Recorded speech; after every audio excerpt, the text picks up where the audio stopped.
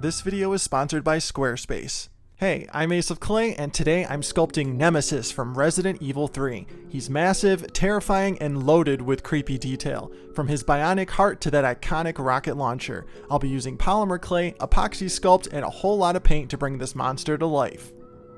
As you can see, I made the base with some aluminum wire, and I bulked out the chest with some ultralight. After baking, it's time to cover this in our final layer of clay, and then we can start working on all of his crazy details.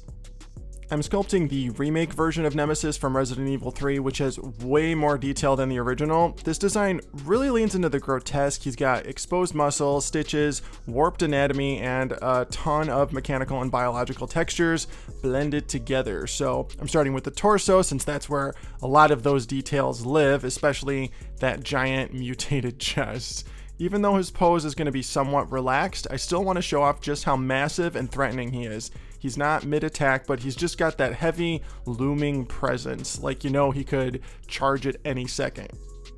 And for the chest here, I'm sculpting all of those wrapped textures because, fun fact, he's literally wearing body bags. That's part of his design in the Resident Evil 3 remake, and it's honestly such a cool, creepy detail, so I'm adding tons of folds, wrinkles, stretched out areas to make it look like thick, heavy plastic pulled tight over his muscles. There's a lot of dimension there. It's not just surface texture, it actually adds to the shape of his body. The more uneven and stitched together it feels, the better. And you can see there I added a couple staples as well. And now we are going to work on his arm. Of course, this guy's arms are absolutely jacked, so I'm just following basic male anatomy to block in the shape. I don't need a ton of detail at this point. I'm more focused on getting the size and structure right. Once that's in place, I'll be covering most of it with more of that body bag plastic texture anyway. So it's all about building a solid base that feels powerful underneath all the grossness. Before I go any further, I need to detail his neck a little bit just so I can finish sculpting the plastic that will be wrapping around it. We've got some exposed muscle, swollen tissue, and just weird anatomical lumps that make it look like his transformation is just barely held together.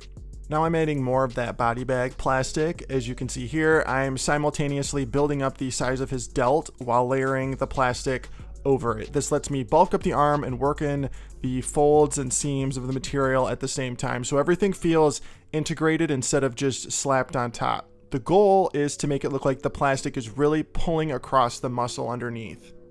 And to finish off the arms, he's got even more plastic strips wrapped around them, almost like a mummy. They're tighter in some areas, looser in others, so I'm trying to vary the tension to keep it looking messy and chaotic, like he was just slapped together in the most disturbing way possible. And of course, we're texturing them with my Super Poker. I do sell this tool on my website if you want to grab one for yourself. Now let's finish texturing the rest of his neck. Alright, time for the head. I'm starting off with it separate from the body just so I can lay out all the features and get the structure in place without fighting the rest of his sculpt, but eventually I'll have to finish it while it's attached since his head is basically fused into his neck. There's no real separation there. It's just one big mass, so the connection has to feel totally seamless and organic. For his head, I actually referenced a few different versions of Nemesis, both the original and the remake, just to get a better idea of how I wanted to approach it. In the end, he kind of turned into a combo of the two. I liked elements from both designs, so I pulled what I thought worked best for my sculpt to create something that still feels true to the character, but kind of with my own spin on it. Now this guy's face is just pure nightmare fuel. It's got that stretched, torn skin pulled back into a permanent snarl with exposed gums and teeth that look way too big for his mouth. His lips are either missing or just barely there, so everything just feels raw and painful. One of his eyes is usually either swollen shut or completely gone, while the other one is very small and sunken. There are these deep scars and staples holding parts of his face together, and the overall shape is kind of asymmetrical, like his entire head was stitched together in a rush and never meant to survive. It's monstrous, but there's still just enough humanity left in it to make it extra disturbing. Alright, now I gotta ask, who is your favorite Resident Evil character? Let me know in the comments. Are you all about Leon, Jill, Claire, Chris, Ada, or maybe one of the monsters like Mr. X, Lickers, or Lady Dimitrescu, or Nemesis? Let me know. I'm always curious what side people are on, heroes or villains. I'm definitely on the villain side, been like that since the day I was born. After connecting the head to the neck, it's time to add some muscle and tendon detail to really fuse the two together and perfect his look. I'm sculpting in these stretched, sinewy forms to make it feel like the head is barely being held in place, like it's still mutating and pulling against the body. It adds that last bit of tension and grossness that makes Nemesis feel fully alive, or undead. I've really been running with these fleshy, messed up designs lately. I did the monster from The Substance, then the entity from Smile 2, and the Pale Man, and now Nemesis. I guess I just can't get enough of that layered, saggy skin texture. There's just something about it that's just so fun to sculpt. The trick with skin texture is all about layering. You're not just scratching random lines into the clay, you're building in depth and different textures, lines, subtle shapes. It needs to feel organic, like it grew that way, not like it was just carved in 5 minutes. Follow the contours of the muscle, take your time, and let it build up naturally. I love using my rubber shaper for the softer lines and the surface movement, and then I go in with my Explorer tool and Super Poker to carve out deeper wrinkles and details. It's all about variety and control. You want it to look gross, but still purposeful. With my medium ball stylus, I just want to tap it on his scalp to give it some texture, and then we can start working on some more scars on his face and then add a few staples in. So for anyone who doesn't know, Nemesis is basically the ultimate bioweapon. He was created by the Umbrella Corporation as part of their secret experiments with the T-virus. Underneath all the mutations, he's actually a modified tyrant, a massive, unstoppable creature that Umbrella decided to take even further by infecting it with something called the Any Alpha parasite. That parasite is what gives him his intelligence, regeneration, and ability to follow orders, like hunting down all remaining STARS members. He's not just some mindless monster, he's smart, he can use weapons, and he doesn't stop. That's what makes him so terrifying. In the Resident Evil 3 remake, his design was updated to really show how unstable and grotesque he is. Stitched together, mutated mid-chase, constantly evolving into something worse. Now let's just do a little more nitpicking before we move on to his legs and talk about the sponsor first. All right, we're gonna take a quick break from our video to talk about our sponsor, Squarespace. I've been using Squarespace for over 6 years now, and it has been a game changer. It's helped me grow my online presence and streamline my work effortlessly. As a business owner, I need a website that functions seamlessly and looks great, and Squarespace delivers. One of my favorite features is their SEO tools. Squarespace makes it easy to get discovered with built-in meta descriptions and sitemaps, which helps my site rank higher without any extra effort. I also love Squarespace Payments. I really like it because I can process all of my payments through the same dashboard that I'm already using. It's super easy to set up, and I can accept payments instantly through multiple methods like Apple Pay and Klarna. No hassle, just smooth transactions. And if you're selling products or services like I am, their online store tools are top-notch. From inventory to fulfillment, everything is built in for a seamless experience. Ready to build your site? Go to squarespace.com, start a free trial, and when you're ready to launch, go to squarespace.com/aceofclay to save 10% on your first purchase. As you can see, I had to give Nemesis some leg extensions because I originally cut them too short. Not ideal, but definitely not the end of the world. To make sure he stays solid and actually has some structural integrity, I'm sculpting his legs out of Apoxie Sculpt. This stuff cures like concrete, so it's perfect for supporting his heavier than usual upper half, which is already pre-baked. I'm just blocking out the leg shapes here. I'm not worrying about smoothing or adding detail since they're going to be completely covered by his robes. I just need the structure underneath to shape that skirt properly. The only part that'll be visible are his shoes, so I will be detailing those like normal. And as you can see, Nemesis never skips leg day. Now let's sculpt his chunky boots. I'm starting with the base shape, getting that big heavy silhouette blocked in. Then I'll define the sole, make sure it has that thick, almost industrial look to match the rest of him. And then from there, I'll work my way up the leg, adding the shoelaces and all of the little folds and details. They're bulky, they're worn, they're practical, perfect for chasing terrified civilians through Raccoon City. Working with Apoxie Sculpt is definitely a learning curve. You have to wear gloves when mixing it because of the chemical reaction. This isn't something you want absorbing into your skin. And keep in mind, it's nothing like polymer clay. It starts curing pretty much the second you mix it, and the work time is pretty short, so you gotta be ready to go. Water is super important when you're working with it. It is your best friend for smoothing. Just dip your tools or your hands in the water, and it makes shaping and blending way easier. Without it, the surface can get pretty rough and hard to manage.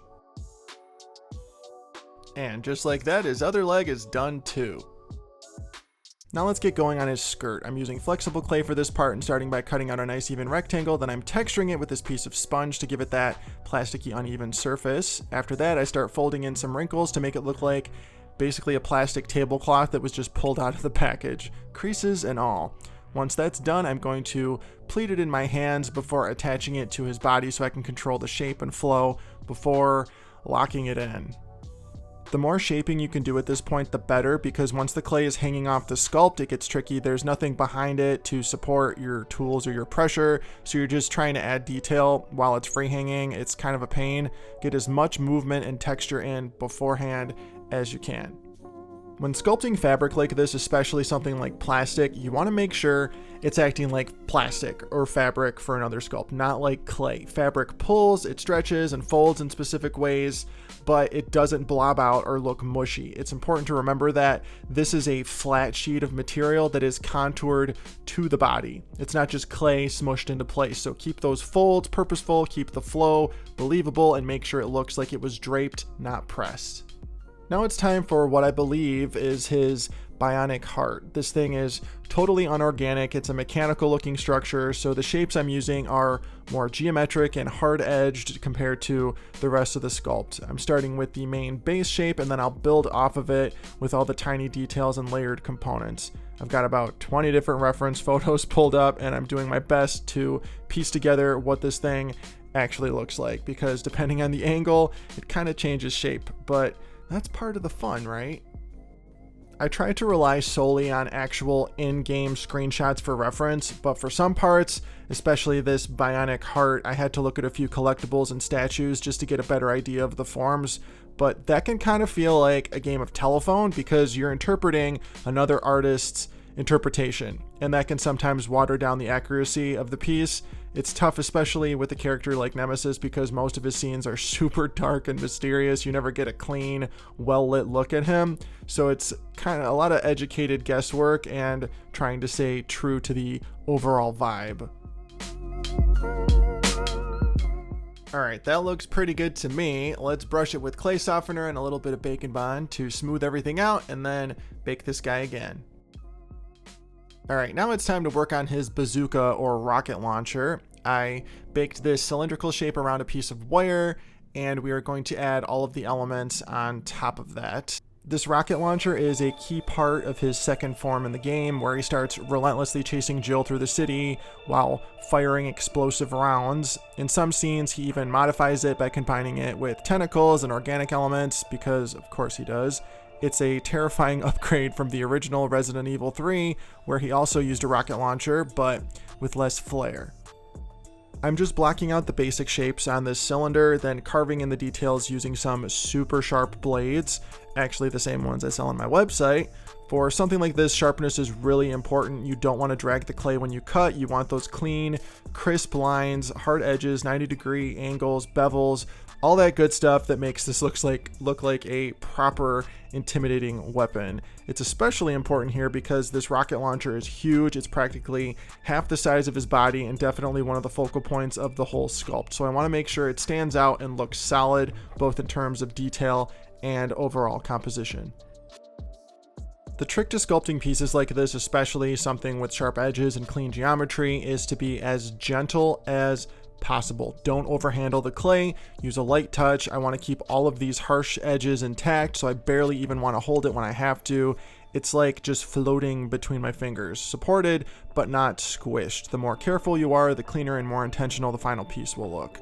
And ideally, don't drop it in the process. I'm also doing most of the work on my surface. I'm just using my tools to shape and carve. That way I'm not putting any pressure on the clay itself, and I can focus on getting those crisp lines without distorting anything. Less handling means fewer fingerprints, fewer mistakes, and just a way smoother sculpting experience overall. And to create some dents and scratches, I'm just dabbing my super poker here and there. Of course, I'm using Bacon Bond to attach the uncured pieces. Just a thin layer is enough, and if you dab it with your finger after applying, it gets tackier so the clay doesn't slip around. Off camera, I finished sculpting his other hand, gripping the rocket launcher handle so I can just super glue it in place later. I also added a sheet of clay to his back to match the front and get everything wrapped up and cohesive back there. That's how he's gonna look. Let's go ahead and bake him one final time. And once he's baked and cooled down, it's time for paint. I'm going to give him a nice black primer coat with my airbrush. This is a gallery airbrush, the Mobius 0.2. It is an amazing airbrush, especially for a beginner like me, and I couldn't recommend their products more. You can get 10% off at gallery.com using my code AceOfClay. And the front of his skirt is a little too long, so we're just going to trim it up really quick and then finish painting him.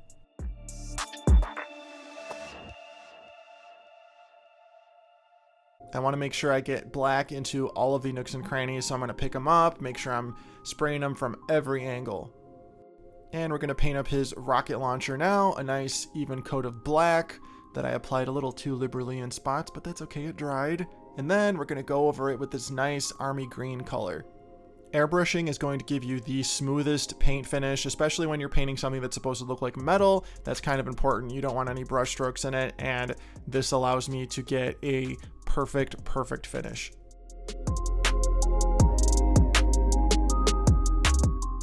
Once the airbrushing is done, it's time for some brush painting. I'm going to go in and start all of his skin with this red color in all of the sores and recessed areas.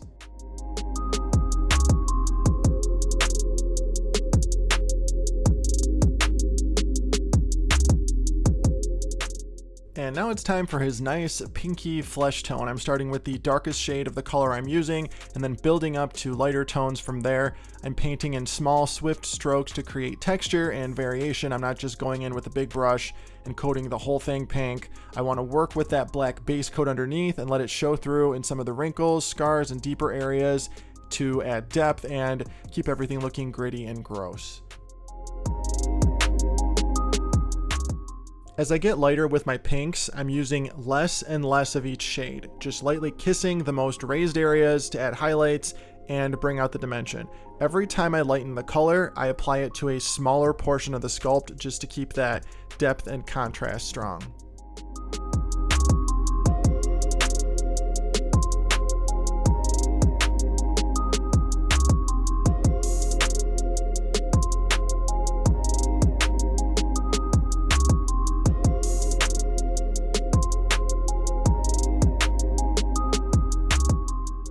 Now let's get those teeth painted.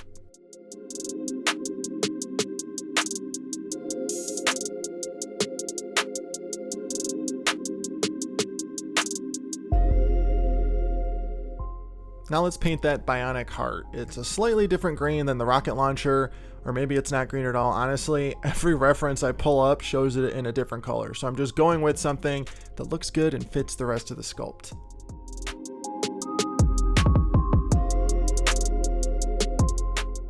The paints I'm using are Army Painter Air, and they are amazing. I use them all the time. Super matte with really great coverage. I'm even brushing them on instead of airbrushing, and they still go on beautifully. I love how thin they are without sacrificing opacity. It makes layering and detail work so much easier. Like right here, I'm literally putting yellow on top of black, and the coverage is insane.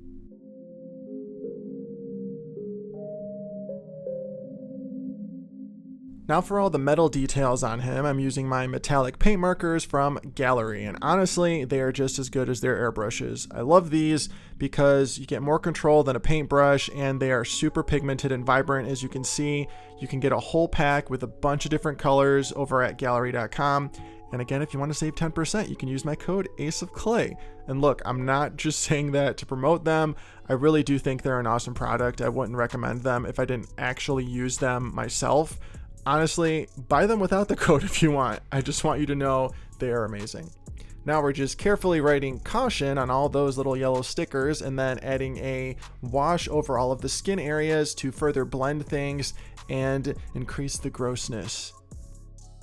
Now for some more metallic marker fun. To create a little more interest, I'm not coloring the metal areas completely. I'm just using the markers to highlight certain spots. It gives everything this cool, almost comic book style effect and really lets me control where the light would naturally hit the surfaces. It's a subtle touch, but I think it makes a big difference in the final look. Now for some faded stickers on the heart.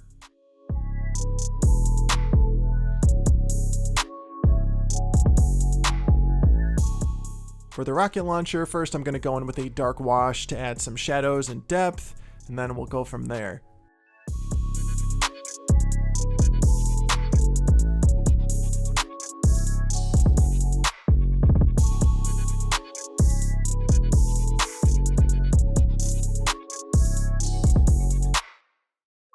Just gonna color in some metal parts with my silver marker here, and then I'm just going to slide it along the bevels and edges to give it that worn metal look, like it's been through a little bit of wear and tear. It's a simple technique, but I think it really sells the realism. Now it's time to varnish his outfit, and honestly, I kind of hate doing this because I really like how he looks matte, but I'm testing out a satin finish, and that's definitely not shiny enough, so we do have to go in with our high gloss triple thick. I watered it down a little bit just so it spreads easier and it's not so gloopy, but as you can see, it's very effective. This definitely looks like plastic. And we're going to shine up his shoes too. For the last step, using some Loctite gel super glue, we are going to permanently attach his bazooka, like so. And he's done! My sculpture of Nemesis from Resident Evil 3, the remake, is complete. Let me know what you think of him in the comments.